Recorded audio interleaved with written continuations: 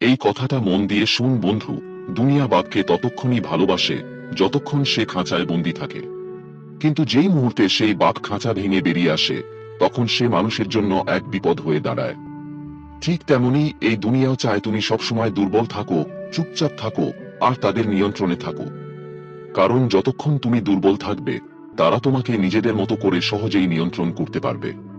কিন্তু যেই তুমি নিজের জীবনে উন্নতি করতে শুরু করো, নিজের পায়ে দাঁড়াতে শেখো, তখনই মানুষ তোমাকে অহংকারী, স্বার্থপর আর গর্বিত বলে গালি দিতে শুরু করে।